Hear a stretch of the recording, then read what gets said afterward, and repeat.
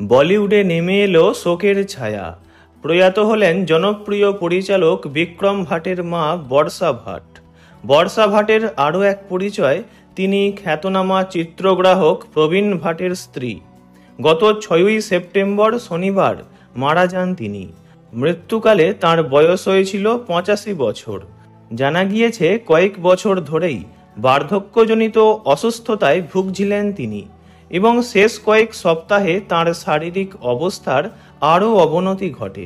অতঃপর multi organ failure হওয়ার কারণে তিনি প্রয়াত হন। মুম্বাইয়ের ভারসোভা শ্মশানে দুপুর 2টো নাগাদ বর্ষা ভাটের অন্তিম ক্রিয়াকর্ম সম্পন্ন হয়। হাজির ছিলেন তাঁর পরিবার ছাড়াও আরও কাছের মানুষজনেরা।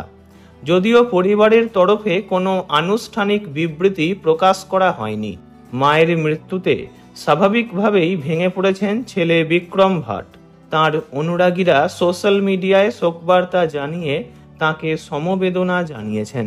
প্রসঙ্গত, বর্ষা ভাট ছিলেন চিত্রগ্রাহক, পরিচালক ও চিত্রনাট্যকার প্রবীণ ভাটের স্ত্রী। প্রবীণ ভাট অগ্নিপথ, সড়ক, আশিকি, হাম হ্যায় রাহি প্যার কে, দিল হ্যায় কি মানতা নেহি সহ অনেক ছবিতেই কাজ করেছেন।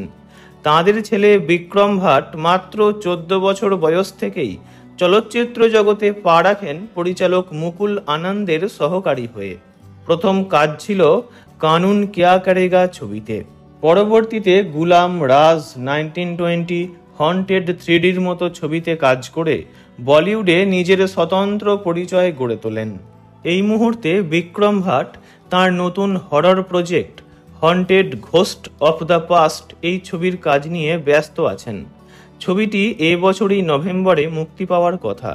সেখানে মুখ্য ভূমিকায় আছেন মিঠুনের ছেলে মিমো চক্রবর্তী। ঠিক এই সময়ই মাকে হারানো একজন শিল্পীর কাছে শুধু ব্যক্তিগত ক্ষতি নয়, এক গভীর মানসিক ধাক্কাও। পরপারে যেখানেই থাকুন, ভালো থাকুন তিনি।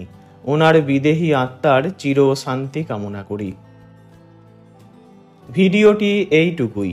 বিনোদন জগতের সব রকম খবরাখবর জানতে চ্যানেলটি অবশ্যই সাবস্ক্রাইব করবেন। ধন্যবাদ।